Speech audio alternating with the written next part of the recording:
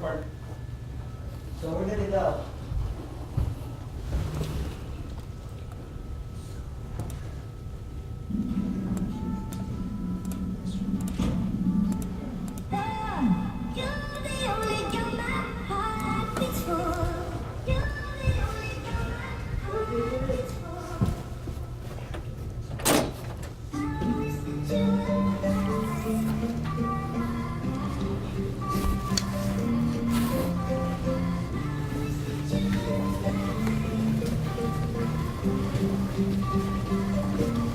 Wow, you guys look motivated.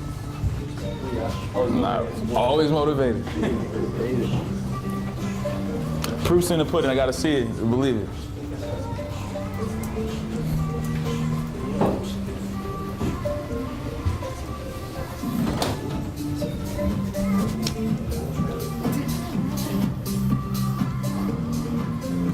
One of my needs last week was the sexual quotes.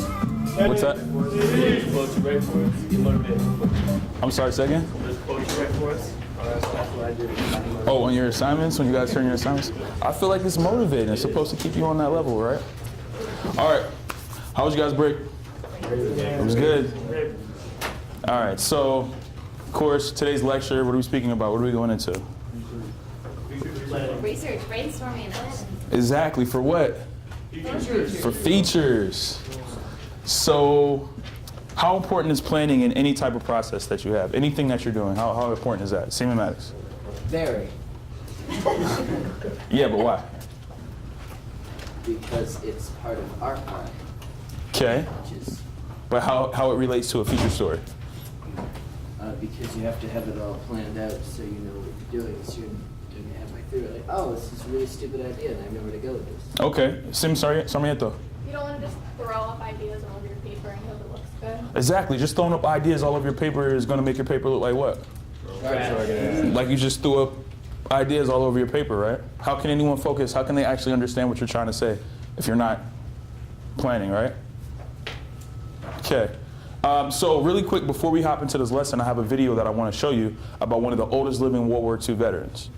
So it's actually a feature story that they did on him, and him striving to achieve physical fitness at 104 years old. He's 104 years old, he's trying to get back in shape. So it's a feature story that they wrote on this guy, which I thought was really important. It was really special. It kind of hit my heart when I watched the video. So I'm going to play the video for you all, and then we're going to speak about it and how it relates to research, brainstorming, and outlining for our feature stories. All right? Okay? All right, cool. You guys know I love videos. I stay on the videos. All right, here we go.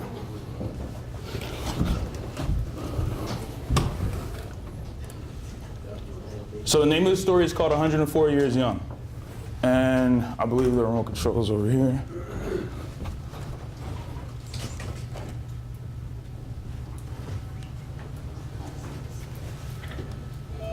There we go, I hope so.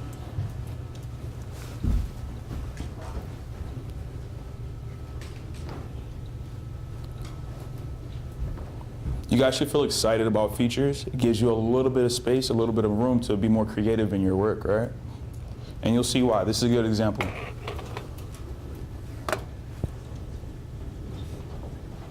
Can we see in the back? We're good? Yes? All right. So Ray started when he was about 101, so about 3 years ago, about 2.5, 3 years ago. And his daughter Kathleen had seen an article about a 100-year-old gal that I was working with. Hey, Neil. So Ray at the time had kind of lost interest, from what I hear from Kathleen, in eating. He had gone down to about 92 pounds, really atrophied. I think he lost his motivation to live and go on. And she brought him in as kind of a last-ditch effort. That's good, buddy. That's good. He didn't like it at first. First few weeks or month was tough, and then he and I kind of developed a good relationship, kind of made it fun for him, and he makes it fun for me. It makes me laugh every time. He's still really with it. But his progress has been pretty amazing. Probably the most amazing I've seen. Like on that leg when we started at, couldn't just do the bar itself was 0 pounds, and then I got to 15, and he's doing more than he ever was. He breaks his personal record every time he comes in, even at that age, so it's really amazing. In a rest, or you want to go sideways? All right, we're just best friends. I enjoy working with him, and he's changed my outlook on aging forever. Remember how the Padres wanted you to pitch? Yeah. Now the Clippers want you to play basketball. I'll never say I'm too old to do this. I'll never let any of my clients say they're too old to do anything, because he's proven them wrong. All right, you know, we got the best part of your workout. We're done. And we got a little surprise for you. Well, I don't drink, I don't smoke. I try to keep regular sleeping hours.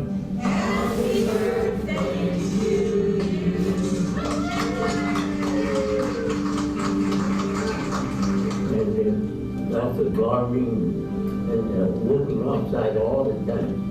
Yeah, I never go in and out. Never. So 110 you can make it decent? I guess so. Good for you. I wish you luck. And I go over, I do a little walking, which the doctor ordered. And so I don't do too much, but right here is what I do for my exercise. Happy birthday, Ray. Thank you very much. You're my motivation to keep going. Thank you. Wow, it's kind of crazy, right? So what did we get from that story? What did you guys think about that? Turn some light on in here. Simon, It touched on a lot of the important things that you're supposed to include in the future. It had honesty because you don't really see someone that's 104, especially not someone that's 104 that's like working out constantly. It's prominence because he was like a Pearl Harbor survivor. okay. So he had a lot of different, there were a lot of different elements in that story, right? I mean, he was a World War II survivor, right? So one of the oldest living World War II survivors, right? Not only that, at 104 years old, he was doing what? He was trying to reclaim his youth. So whoever put that story together, they did their research, right? I mean, they really broke it down and they took, what was the focus of the story though?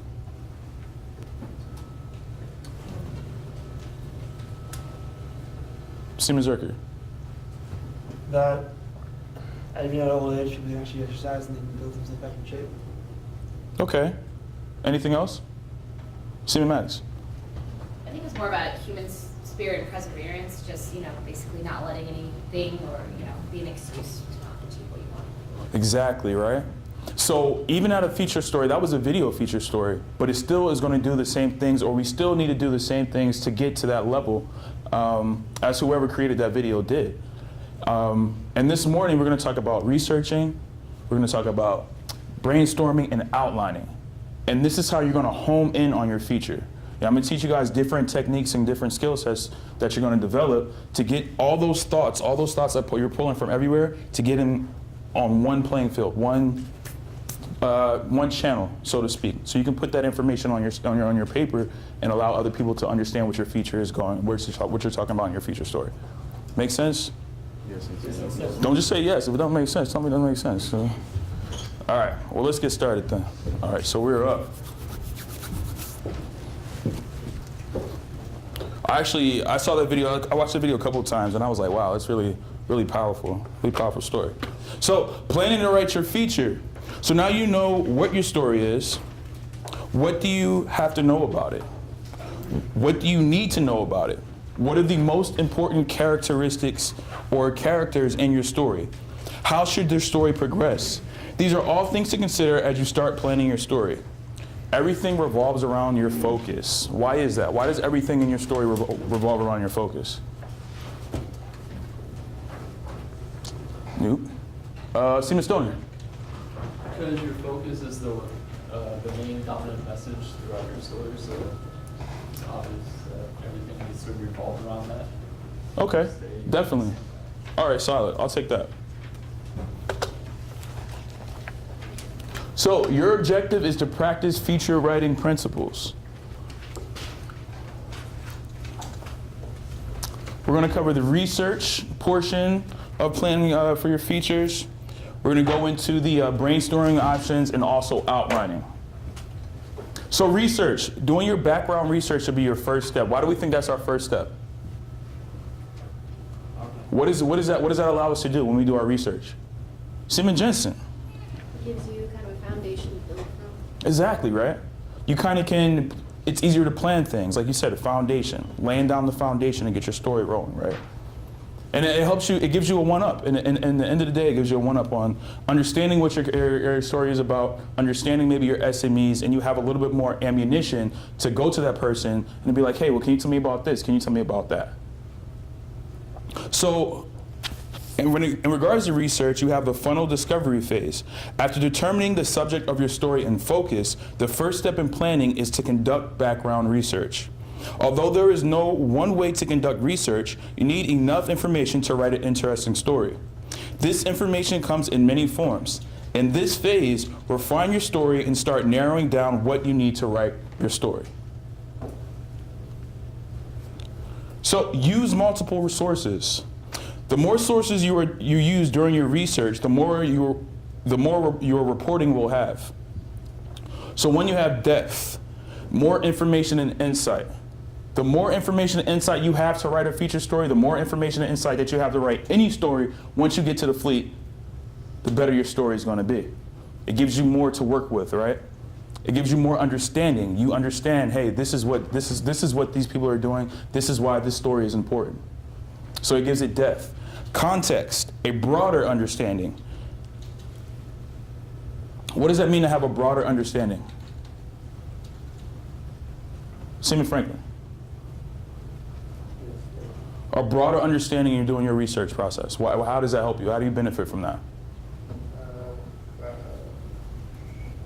You're able to probably pick, don't know exactly what points you want to hit. If you have an understanding overall of what you're trying to do, then you can specify. Okay, so for example, say if I was writing a story on people working on cars, people hooking up like old vintage 1950s, 1960 cars. Do you think it benefits me that maybe my father or I grew up and my family they're all mechanics, and I spent a lot of time around vehicles, and I understand that how cars work. There's different. Simon, you got something? Oh. Good job, Simon. Yeah, questions. You can pinpoint it, right? Because you have a better understanding of what's going on. You have a more in-depth idea of how do you want to see your story, and that helps you do what with your focus statement? Narrow it down. And narrow it down, right? It helps you own your story from the jump, having a broader understanding of the information that you have, that you're getting, right? All right, solid. Seema John, was that similar to what you were going to say, or you had something else you wanted to add? I was going to say if you have more sources like that, then it gives you probably more chances of getting different perspectives. Exactly. So what are the benefits of having, so when you guys write your feature stories, you're going to have more than one interview, right? Yes. How does having more sources or more SMEs benefit you when writing your story? Seema Okafor, how does that help you? They give you different perspectives to write about. Okay, different perspective. Maybe, if you're asking these different SMEs the same question, you can really narrow down and be like, okay, this is factual information, right? Just because I'm an MC, I might only serve on certain types of platforms. MC1 Bench, she could have served on different types of platforms that has a totally different understanding or mindset than what I have, right? So it benefits us to have broader sources. It benefits us to have broader understanding of what our topic subjects or what our subjects are. Someone had a question back here? I saw a hand. No hands? All right. So reliability, greater chance of accuracy. How does that benefit us when we do our own research and we know that our information is reliable? How does a reliable subject or reliable research help you? We're getting reliable information. Seaman Lehman. So accuracy is everything. If you're trying to educate your audience or whoever is reading your story, if you're giving them inaccurate information, then you make yourself look bad. What is really the point? What's the first thing? Excellent, excellent, by the way. But what's the first thing? If I'm reading a story, if I'm reading an article, and say I'm an SME in a certain area, we're speaking about, I don't know, ammunition or something. You're on a ship and you're writing a story as an MC. You're not the SME on ammunition, but who would be a SME? Maybe a gunner's mate, maybe a FC.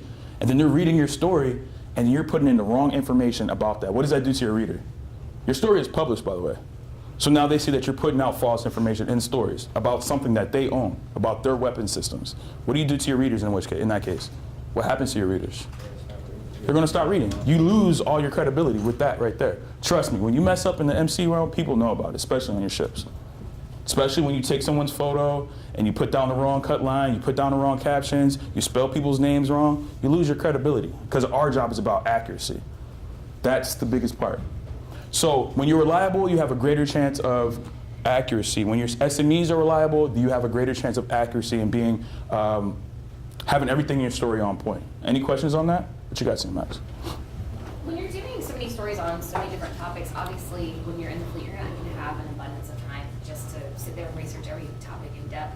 So how much do you rely on the SME and like what they're saying at kind of verbatim? I mean, you fact check it on the bigger points, but if it, So, you understand what I'm saying? Like, okay, how much let's- do you kind of just take from them for their work? Let's answer that question, and I'm gonna cut it in half, right? So first things first, when you're writing a story, when you're charging a story on the fleet, you're gonna make time to get that story where it needs to be. So that means you're gonna be out grinding and doing your research, maybe 2 or 3 hours at a time to get where your story needs to be. You have to do that. There's no putting out something on putting a story out there and it's not your best work. Every time you put out something, it's going to be your best work. And this is a step process that you have to do to make sure it's on that level. So when you have SMEs, especially on the ship or in the fleet, those people worked on these systems for 10, 15 years. So they know what they're talking about. And it's okay to have a couple SMEs in a certain area. It's okay to reach out to different people and pull certain information from different individuals.